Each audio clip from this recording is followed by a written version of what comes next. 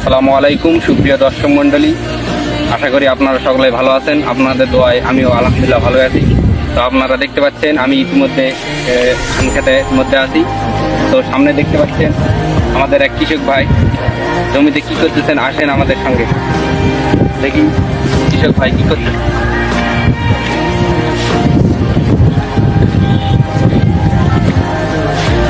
আসসালামু আলাইকুম বড় ভাই। আপনি কেমন আছেন? আলহামদুলিল্লাহ ভাই, ভালো আছে। আপনি ভালো আছেন? জি আলহামদুলিল্লাহ ভালো আছি। ভাই আপনি কি করতেছেন ভাই? ভাই আমি আমার জমিতে সার দিতেছি। তো কি কি সার দিচ্ছেন জমিতে? সার দিতেছি, টিএপি আছে, ইউরিয়া আছে, জিপসাম আছে, পটাশ আছে, এগুলো দিতেছি। তো আপনি এটা ধান লাগার কতদিন পর দিচ্ছেন?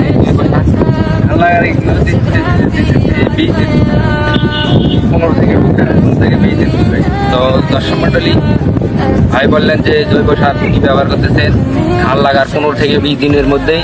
তো ভাই আপনি এর আগে কি এই জমিতে কোনো জৈব সার বা কোনো কিছু ব্যবহার করছেন বলতেন?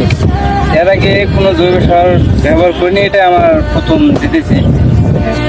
এই তারপর আরও এরপর লাগতে পারে।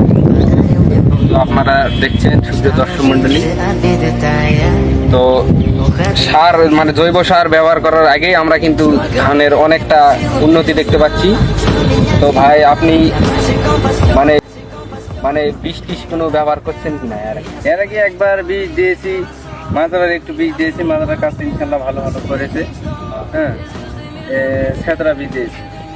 আর কিছু দেননি ছেতরার সঙ্গে এখনো আর কিছু দেয়নি, আর পরবর্তীতে দিব।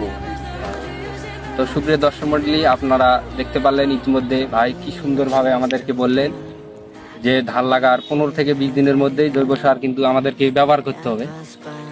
আর এই জৈব সার ব্যবহার করার আগেও কিন্তু আমাদেরকে এই ধানের খেতে মানে ধানের মধ্যে কিন্তু পোকা দেখা যায়, মাজরা পোকা বলি যেটা আমরা, সেই মাজরা পোকার বিষ কিন্তু আমাদেরকে ধানের মধ্যে স্প্রে করতে হবে।